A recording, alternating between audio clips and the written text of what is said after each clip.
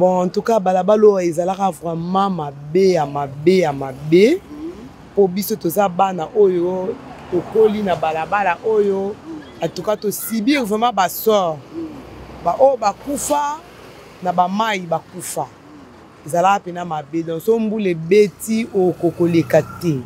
Mona muta toyebi. Eza papa gentil. OK. Prince gentil gobla mutasali sakia.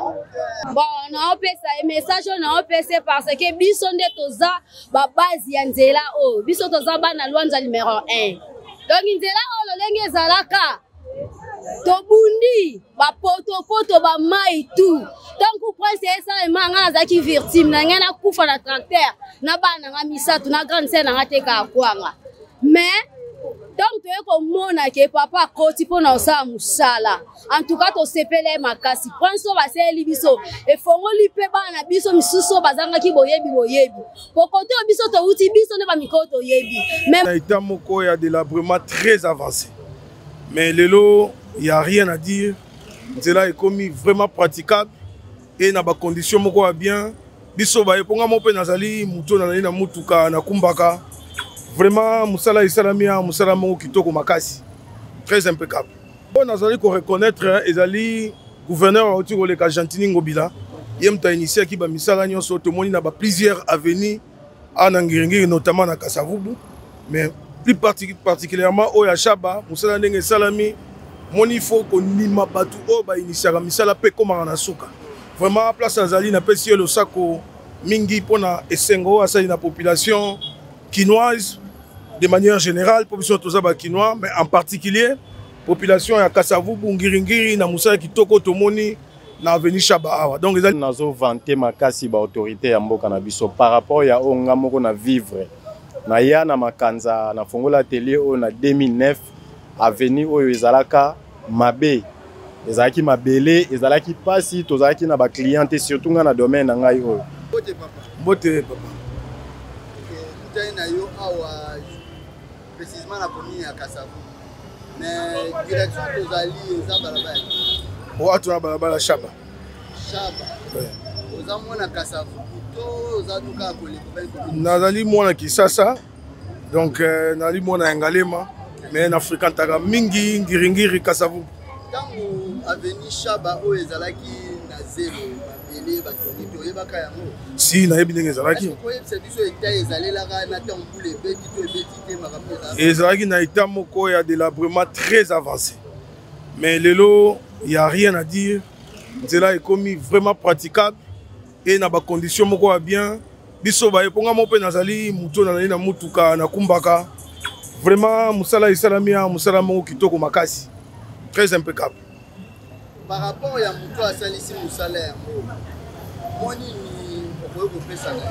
bon, on a reconnaître Ezali, gouverneur autour de Gentini Ngobila. Il y a initié qui va Missala Nyonso, tout le monde a plusieurs avenues en Angiringi, notamment à Kasavubu. Mais plus particulièrement au Yachaba, Moussala Nenge Salami, il faut qu'on y m'a battu au bas initié à Missala Pekoma Anasuka. Vraiment, place Azali n'a pas si le sako. Mingi pona esengo asa na population quinoise de manière générale, population tozaba quinois, mais en particulier population ya Kasavubu, Ngiringiri, na Moussa Kitoko, Tomoni, na avenue Chaba. Donc les alliés vraiment pour les esengo na biso to rouler normalement. Moi conseil na ba usager ya balabala. Bon, moni pays ezali ya biso nyonso, capitale ezali ya biso, to finga mingi bakondi ke bali ko sala misala te, mais tango tomoni ke misala esalami. Elle est biso ba quinois ou bana ya Ngiringiri Kasavubu to na pe civilisé pour que toye ba genzela so que cela mi senga il faut ko batela et sengi te ko boka ka biloko na ba terrasse ko bebisa nzela to mona kisasa so mbule ko noka et ko créer ka ba inondation après to ko finga ba kondi. Alors toye ba genzela na ba kondi ba osala yango pona biso population et to na tout intérêt à ko prendre soin nzela na biso pour que ezala eumela makasi koleka. Merci Mingi Papa. Comme on a Merlin, responsable de l'atelier collège de maîtres. Tozana Makanza, précisément na Ngiringiri. Croisement Makanza na Elengesa. Est-ce que vous avez l'impression par rapport à En tout cas, nazo vanté makasi ba autorité ya mboka na biso par rapport ya onga moko na vivre. Na ya na makanza na fongola atelier o na 2009 avenue oyo ezalaka mabe. Ezalaki mabele, ezalaki pasi, tozalaki na ba cliente surtout nga na domaine na ngai oyo. Nazalaki penza na ba cliente. Mais lelo oyo, en tout cas clientèle est comme makasi, tout ça grâce à quoi? Parce que bacha makadam. Donc vraiment côté wana vraiment nga nazala su na besoin misala l'état te. Musala nanga déjà on a yebi. Nga posa nanga kaka l'état asala ka lokola boye. Nenga zo sala ba prince boye et ko permettre ngai muto misala maboko nazala visible et permettre que batu ba apprécier ba yeba musala ni nga na salaka qualité ya musala onga na salaka plus batu bazo apprécier plus ngai clientèle les hommes ata plus na kozanga mbongo te. Na moto asala nzela okotanga kombo na ye message yo kopesa. Gouverneur Gentini Ngobila ko malgré ça sous un exercice mais en tout cas atikela ngai vraiment bijou nga personnellement atikela nga bijou mais atikela pe bandeko nyonso oyo ba pratika nzela oyo bijou oyo parce que ceux qui batu musu pe baza lelo par exemple un exercice ceux qui pe bazo bongisa banzela malamu boye basala ngi toko boye et ko permettre na ba jeune oyo ba yebi déjà ba métier na mitu na bango ko ba koka ko pratiquer yango malamu parce que métier nyonso ceux qui ka eza pratiquer na prince et ko zala visible voilà. Mbote mama. Mbote papa. Kombo langa mama yu. Mama. Yu. Mama yu. Awa toza wapi précisément? Awa toza elenge sa sir qui quitte. Elenge sa na qui quitte. Oui. Mais comment il va commis balabala Gentini Ngobila? Pona ni ba commis balabala Gentini? Bon, so ba commis balabala Gentini Ngobila parce que Prince Gentini Ngobila mutasali saki yango. Gentini Ngobila mutasali Prince. Ouais. Message ni opesa na Gentini Ngobila wa sai Prince. Bon, na opesa message na opesa parce que biso nde toza ba base ya nzela o. Biso toza bana Luanza numéro 1. Donc nzela o lolenge zalaka tobundi ba poto ba mai tout tant que prince esa emanga azaki victime na ngena kufa na tracteur na bana nga misatu na grande sœur nga teka kwanga mais donc tu eko mona ke papa koti pona osa musala en tout cas to sepele makasi prince ba seli biso e fongoli pe bana biso misuso bazanga ki boyebi pokoto biso to uti biso ne ba mikoto yebi mais moment o bana ba ye en tout cas ba sepele na prince kitoko makasi po mituka pe yebele transport comme na facilité ya o katati sir kikwiti université lemba. Bon, nazo pesa merci papa Gentini Ngobila malgré tout que toza suna été mais nazo pesa merci na ba œuvre o ya sali en tout cas nzamba pambola e abaxele susu o ezangi soki esenga pe ke na manda mususu azonga bokonzi nzambe kande mutayebi. Mbote papa. Kombo na ona ni mama.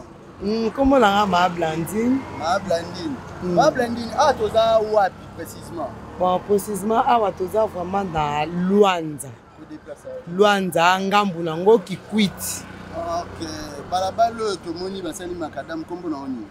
Luanza. Luanza. Eza qui quitte. Donc qui quitte Luanza, eza. Qui quitte Luanza yango. Koto yo Luanza. Bon, en tout cas, balabalo ezalaka vraiment mabe. Po biso toza bana oyo tokoli na balabala oyo en tout cas to subir vraiment ba sort ba o bakufa na ba mai bakufa ezala pena mabe donc so mbule beti o kokoleka te mona mutazo leka mai so sukeleti na loketo donc ezala vraiment mabe mais lelo ndenge basala makada boye ba mutasali sanzela oyo toyebi eza nani eza papa Gentini. OK. Eza Gentini Ngobila, tant à gouverneur. Oui, tant à gouverneur. Malgré toi, l'ongwe na mais ça va. Reconnaissance na bino malobani boko loba na yenga salisan balabala. Opo mo avanda ali na balabala. Bon, ndenga salisan zela o en tout cas nzambe apambola bisika zwami malgré tout azasu gouverneur qui nzamba pambole po to comme vraiment na facilité atambule beti ndenge nini to le calaise na posana ke matete lemba donc na bimika na coin na telemisi transport na ke en tout cas nzambe vraiment pambole bisika zali lelo soki balobi bazongisa ye yo lobani so balobi bazongisa na bazonga po oyo asali monani yango nde makambo bon message ya suka nini okopesa na baoyo bayebi te ke yenda salisa nzela ope bolamo bino okoma vivre na nzela oyo te en tout cas tondima vraiment ke eza ye mutu asalisi yango ti ekomi na suka bolamu ya mutu babosana yango te soki mutu asali yo bolamu il faut qu'on reconnaître ye na bolamu na ye donc opesi ye merci napesi ye merci là le kino a dit merci na Gentini topesi ye merci beaucoup merci merci papa Mbote chef. Tomoni yo awa esika garage ya moto ezali ko se présenter. Ouais, naza maître ya garage. Maître boyokaka maître Mardo King GTT. Na croisement ki kwiti ki mwenza ndenga ye. Garage we bandita zeleza eno mapele to ndenge. Bien, garage e bandi nan bati lo côté na ki kwiti. Donc okembi. Kama ze mapele bo za la ndenge. Il y a des fois moto ekangami boke botindiki na maboko ye na garage momi balé misatu bomeka ndenga kosala botindiki ebimi na place ya bien mais vraiment to komi à l'aise puisque ba kondi ba aider biso makasi ba kondi na sa ki président ya liboso na to féliciter ça gouverneur Gentini Ngobila ya mibale mokonza mboka Fachi Beton puisque ye moko pe aleka awa na misu na ngai apesa mbote na garage na nga population ezalaki wana plein puisque eza garage ya munene na koto nyonso tout numéro 1 bozo mona nde musali zo salema donc awa to komisaka moto ya kalasika nde yango tozuli so en plein à partir ya nzela tango ebongi ndo moni ba moto etondi plein donc ya koloba kutu eza te bozo mona bino moko donc plein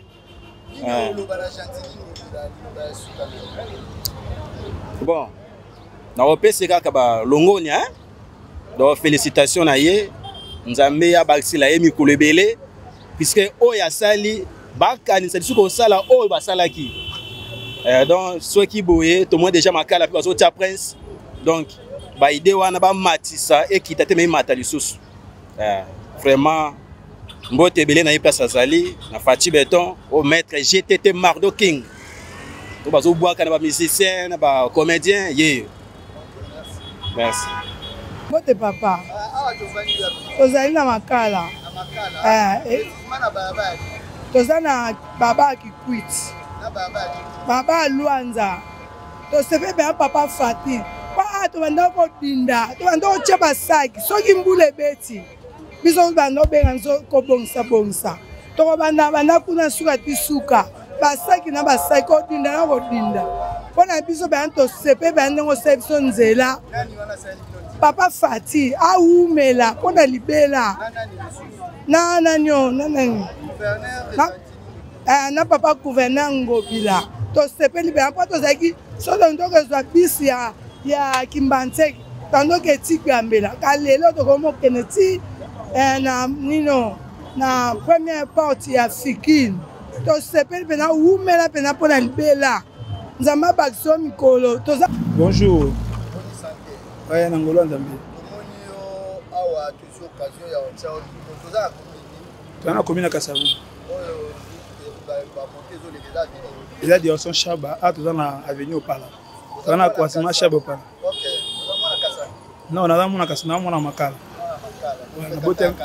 oui mosala eza na Kasavu Kasavu Chaba kala ezalaka ndenge nini koyeba epu ezalaka osala makambo bon en tout cas Chaba ezalaki ma l'état moko délabré mais sinon sikoyo vraiment tomoni pena nzela pena koti kitoko donc nzela komi pena praticable ezalaki pena impraticable lelo moto asalaki nzela oyo ya Chaba okoki kose rappele na ye koyeba kombo na ye bon en tout cas c'est information eza gouverneur Gentini Ngobila à travers vision ya chef de l'état nde banzela esalami alors na musala oyo kumisi ya kitoko boye liloba nini okoki kopesa na Gentini Ngobila oyo ainitiaki musala oyo bon en tout cas na ko remercier d'abord parce que kobana d'abord na ya komona d'abord avenir lengesa biso to bana to bote mpe to kolna makala mage to longwa vie que to longwa to responsabilité to longwa mais to bote mpe to kol to tout monde nzela te à travers l'action chef de l'état à travers le gouverneur ne to monde nzela lengesa salami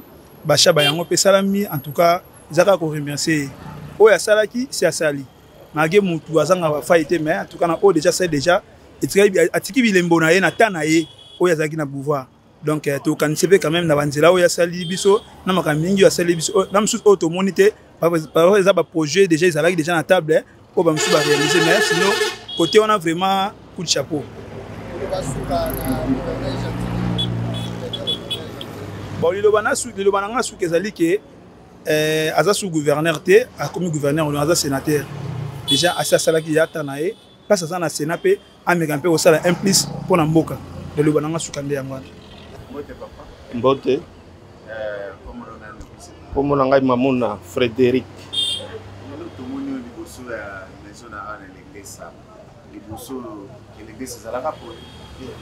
Makanza. Voilà.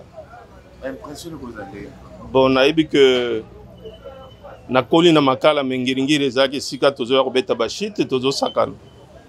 Et balabala oyo ezalaki tellement sablonné que soki mbula ebandi okomona eloko te.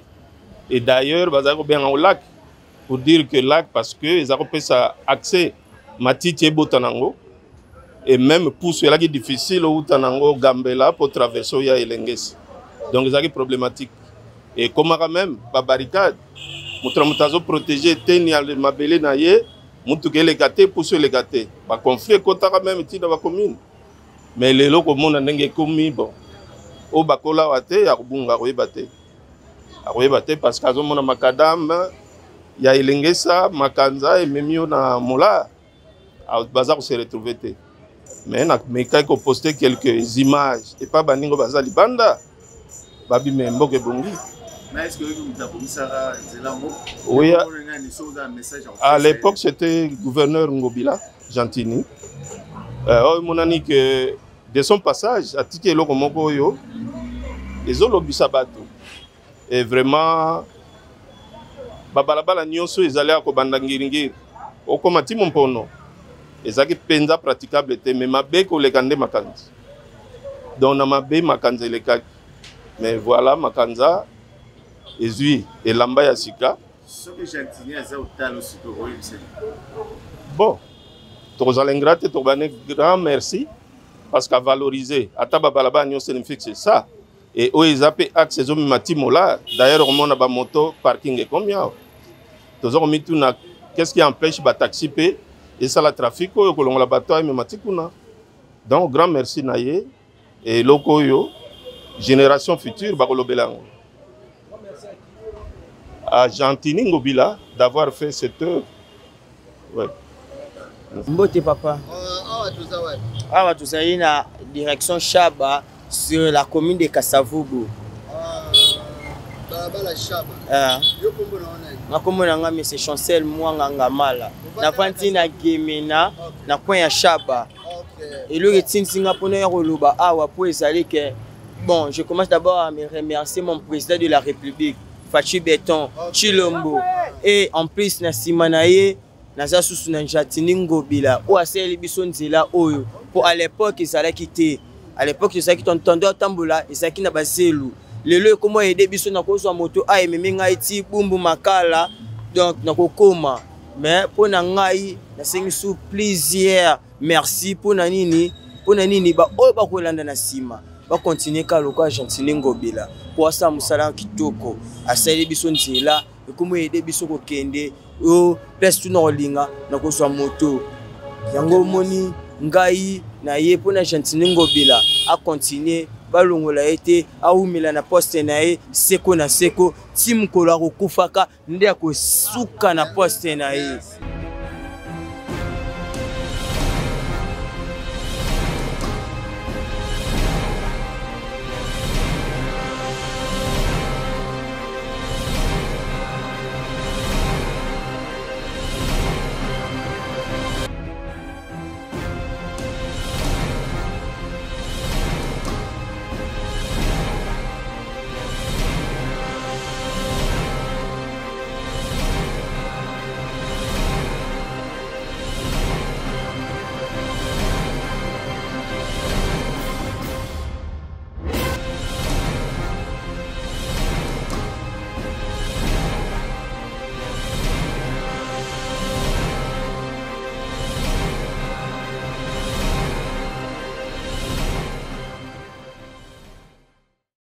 papa. Ngai kombo na nga Dieu merci lokoto. Nazali chauffeur ya moto. Toza juste na avenue Kikwiti na croisement ya Kimwenza. Okay, baba ya Kikwiti na croisement ya Kimwenza. Avant comme makadam ezalaka ndenge. Ezalaka kutunde zelu te me poto nde. Donc grâce que ya bakonzi ya mboka ya ancien gouverneur Gentini Ngobila mutasala ke avenue oyo lelo koma ke mutu nyonso asala nini oyo akoma kotambola na normalité boy. Donc ezalaki poto ozalaka koleka ndenge na moto po ya tambala moko te. Moto ezalaka koleka nanu te. Donc tozalaki na difficulté totale. Area yoko songe po ayoko raisonner po na biso yango moni ke lelo to moni ma boye ma pole pe boye bato bakomo leka to komi pe na ma facilité to komo mona pe ba station ye ba makame belé zalaka te me lelo to moni yango grâce na ye yango mona ke to moni ma koto comme na valeur ye papa Gentini Ngobila.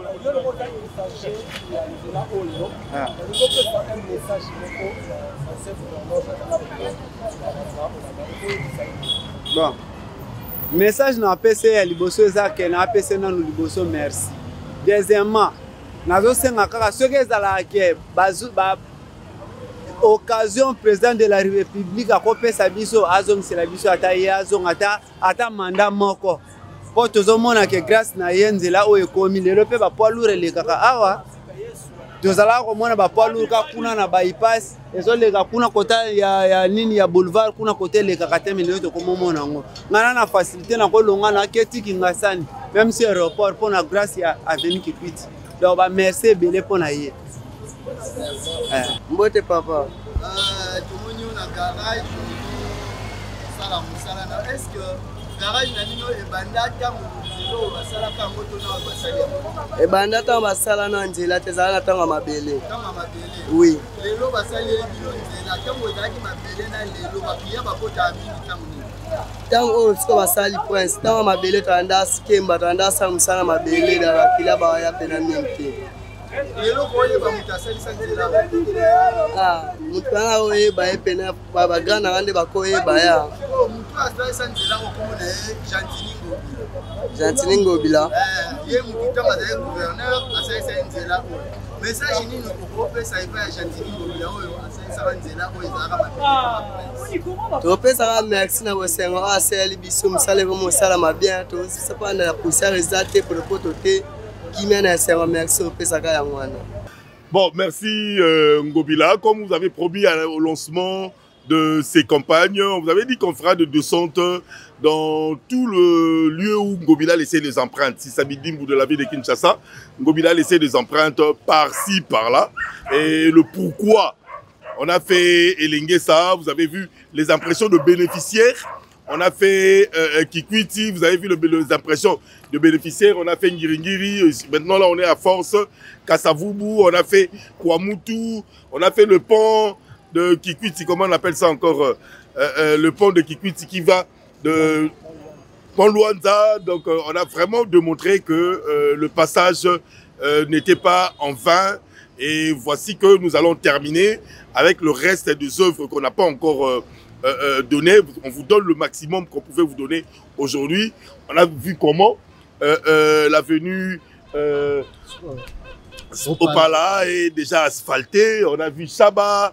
Il y a beaucoup d'avenues où le sénateur, l'ancien gouverneur de la ville, a initié de travaux. Et aujourd'hui, les bénéficiaires sont si nombreux, sont si joyeux de voir que leurs avenues qu'ils n'imaginaient pas. Et le pourquoi nous disons merci à Gentini Ngobila par rapport à ces initiatives louables dans diverses communes où beaucoup de gens n'imaginaient pas qu'on pouvait avoir des avenues asphaltées. Aujourd'hui, Gentini Ngobila, je vous dis et je ne cesserai de vous le dire qu'il n'a pas fait quelque chose d'extravagant. Mais il a laissé les empreintes plus que tous ceux qui sont passés avant lui. Nalinga alors ndenge tolobaki na bino na début la campagne na biso merci Ngobila tokoleka tokosala ba descente na besika nyonso le gouverneur, l'ancien gouverneur Gentili Mbaka Ngobila, ou a commis bon sénateur, a teki bilembo.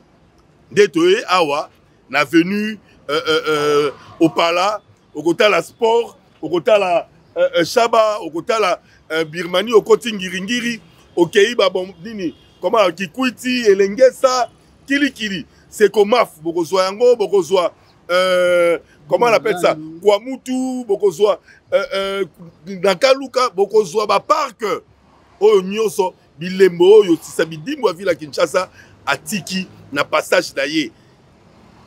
Pour être communication, tant monsieur est communiqué. Et beaucoup de gens n'ont pas su le grand travail qu'a fait le gouverneur Gentili Ngobila. Yango la merci Ngobila, na lancement de Msakibino, donc ça la bongo, pas descente. Je vous signale, na bala Kisasa Nyonso, le 4 janvier, Bisso Nyonso, l'aéroport international en Chili, pour être le sénateur, l'ancien gouverneur de la ville de Kinshasa, Gentili Ngobila, Agoniata Mabela Bakoko. La qui s'est été à moto à l'écart qui la ville à Kinshasa a tiki bilembo oyo ebele pe à bakinois ebele basa la moté Masai pour être bandima qui te que balabala la bango et ko ko bongo to le belasa na monnaie n'était parce que wa des monuments oyo biso bakoko na bakokolo bako tikala na yango mbula na mbula na yango le 4 janvier je martèle le 4 janvier biso nyonso na aéroport international en Njili pour la ko yamba ya biso mwana mboka ya biso mwana Kisasa Sisabidimbu. Ya ville à Kinshasa à Koya Bongo le 4 janvier na aéroport Yanjili Toyamba l'honorable sénateur Gentili Mbaka Ngobila. Bota la ville. Et belé baleka batikala ko imaginer te qui pouvait le faire. Batikala ko imaginer ko ça la chabate. Batikala ko imaginer te mais ya leki atiki bilembo na maximum de communes bilembo tikali. Na suka lango to kolobaka nini? Merci Ngobila. Merci Ngobila.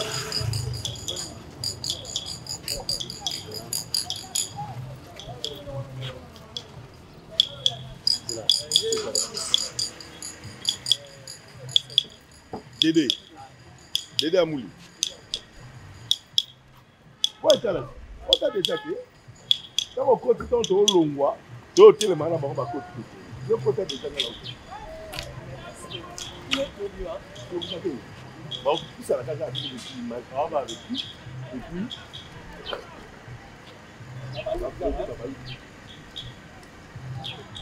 nous, on peut ça go.